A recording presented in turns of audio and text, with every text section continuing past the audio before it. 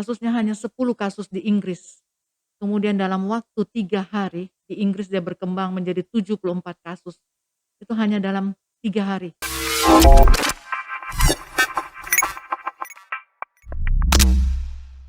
Rumah Sakit Umum Pusat Profesor Dr. Rumbayan Dekando. Rumah Sakit Pendidikan Rujukan Nasional, terpercaya masyarakat luas. Kepuasan pasien di atas segala-galanya, keselamatan pasien selalu dijunjung tinggi. Majulah RSUP Kando, Rumah Sakit Pendidikan Nasional. Majulah Rumah Sakit Kando, rumah sakit pilihan masyarakat.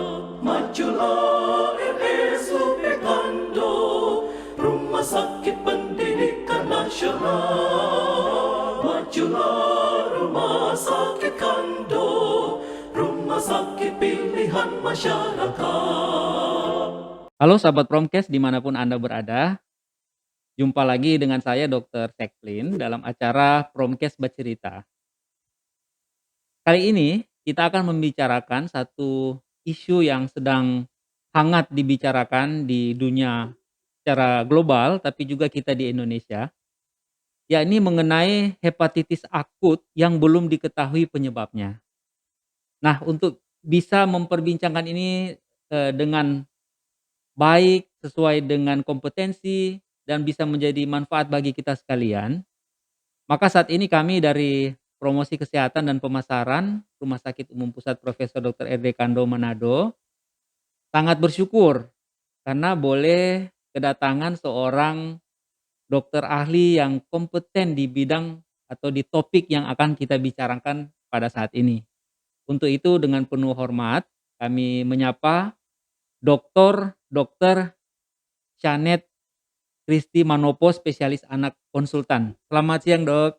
Selamat siang. Dokter sehat selalu, Dok, ya. Sehat. Walaupun sibuk, Dok, ya. Ya. Iya. Dokter Shanet Manopo, biasanya kita familiarnya kita panggil di rumah sakit Dokter Kristi, adalah seorang ahli atau seorang spesialis di bagian anak, khususnya di divisi gastrohepatologi, Dok, ya. Gastrohepatologi anak. Gastrohepatologi anak. Dan saat ini Dokter Kristi Manopo, spesialis anak konsultan, juga sedang menjabat dan diberi tanggung jawab sebagai Wakil Dekan 2 di Fakultas Kedokteran Universitas Samratulangi Manado. Sekali lagi, Dok, kami ucapkan selamat datang. Kami Terima kasih.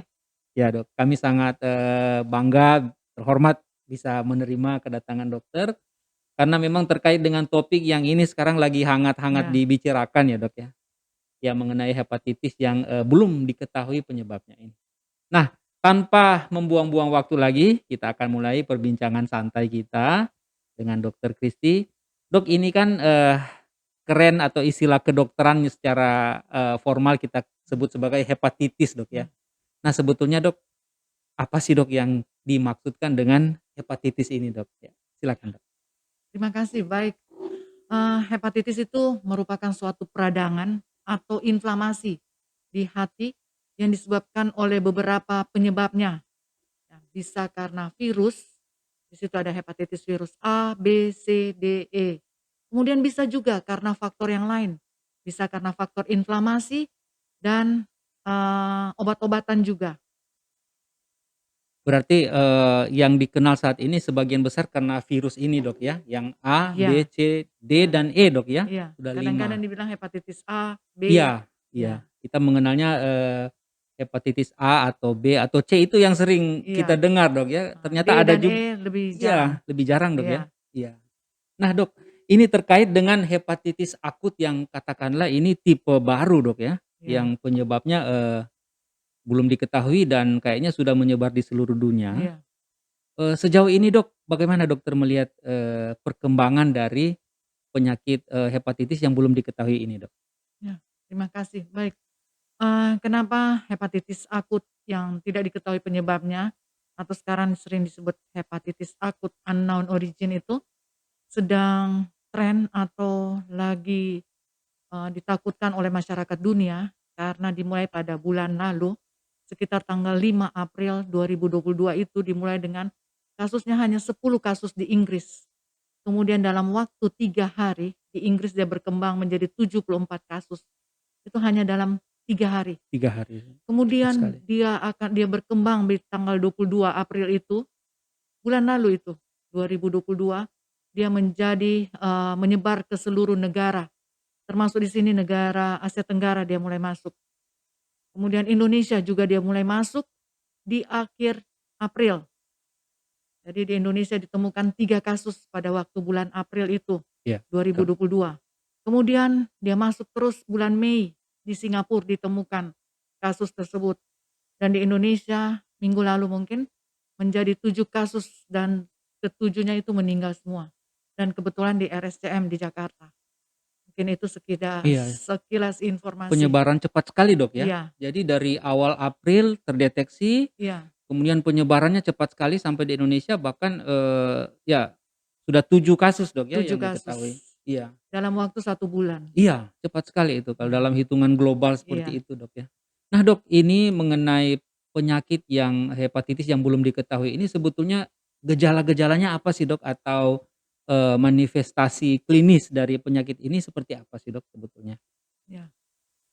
Untuk gejalanya memang awalnya itu kita lihat, pasien itu harus kuning, tapi oleh Kementerian Kesehatan kita perlonggar sedikit untuk screening awalnya. Jadi di sini dikatakan anak di bawah 16 tahun, tapi sesuai dengan kriteria anak untuk WHO itu adalah di bawah 18 tahun. Nah, gejalanya itu adalah gejala saluran cerna.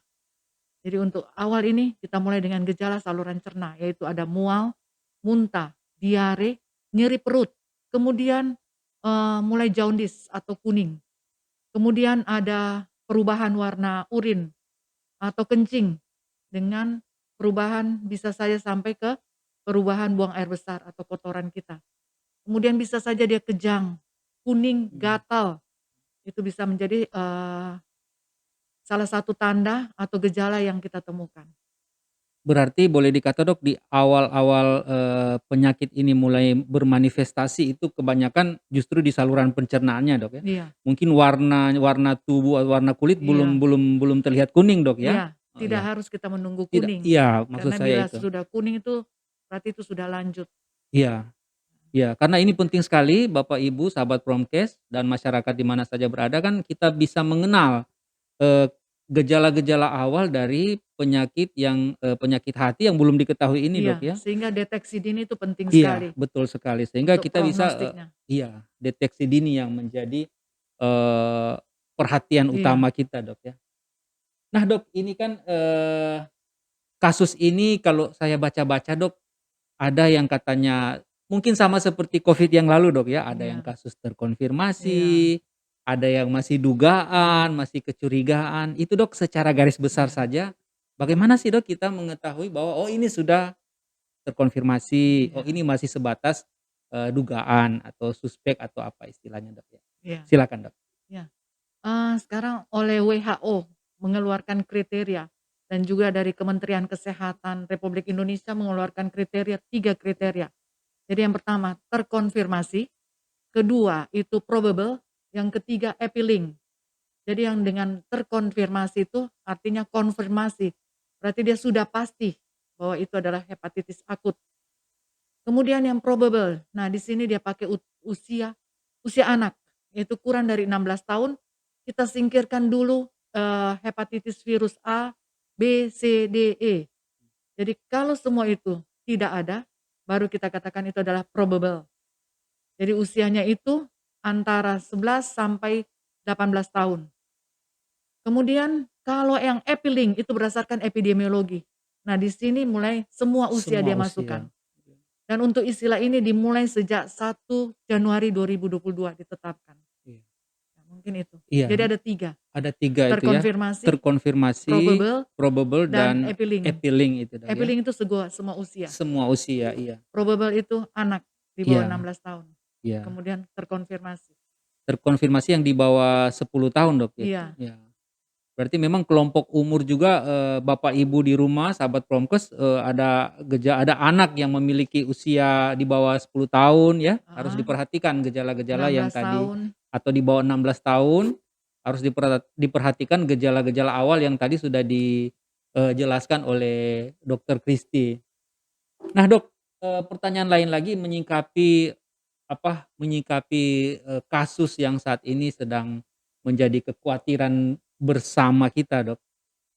Dari Ikatan Dokter Ahli Anak sendiri, Dok, mungkin apakah ada semacam, rekomendasi yang perlu diketahui oleh masyarakat luas, Dok, ya, mengenai bagaimana kita mungkin mencegah atau tata laksana, penyakit ini?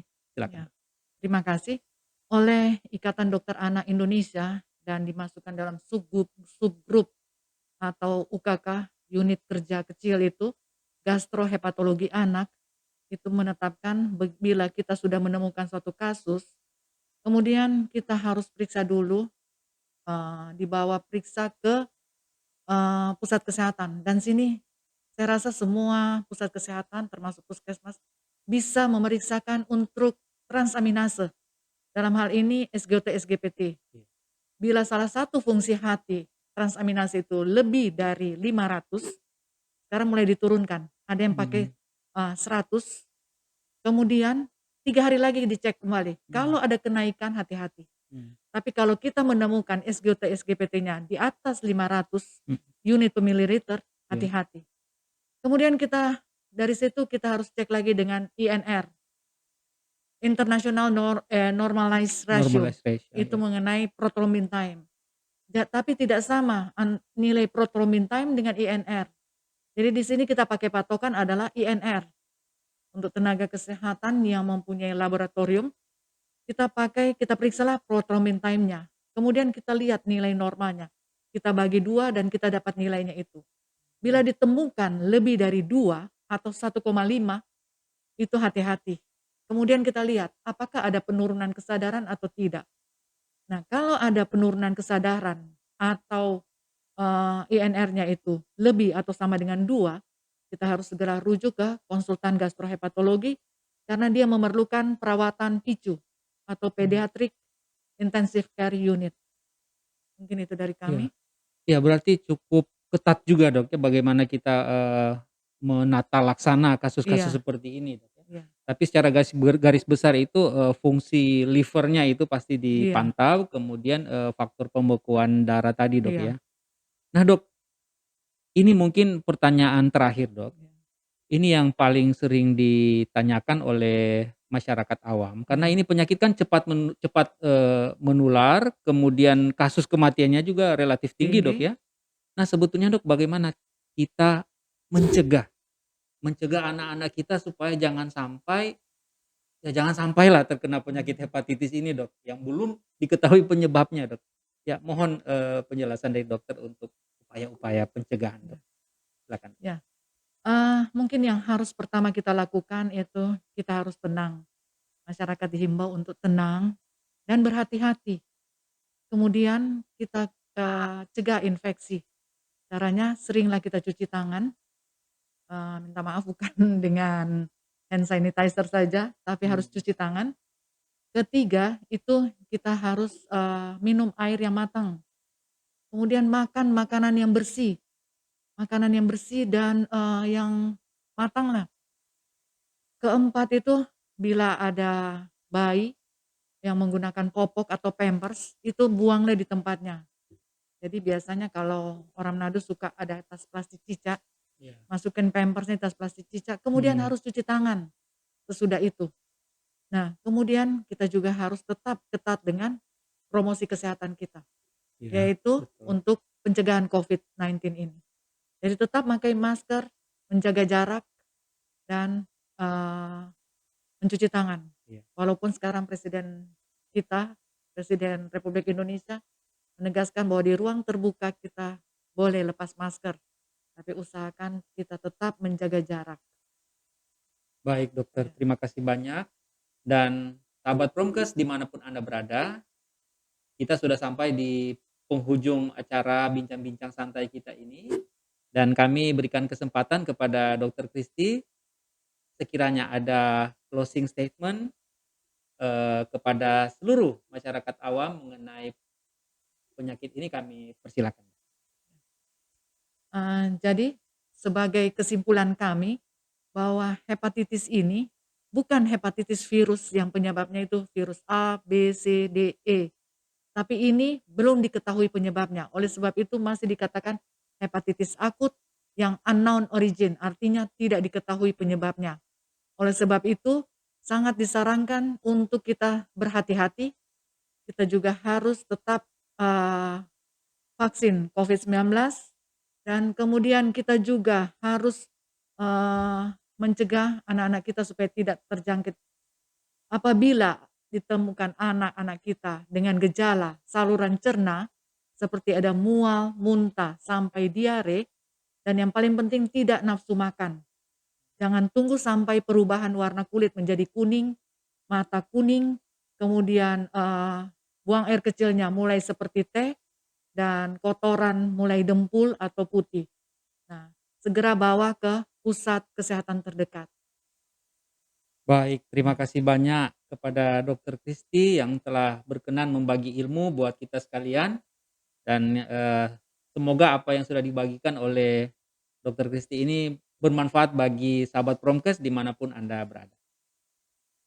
Demikian edisi kita kali ini, dan kita akan berjumpa lagi dalam edisi-edisi selanjutnya. Salam sehat. Rumah Sakit Umum Pusat Provinsi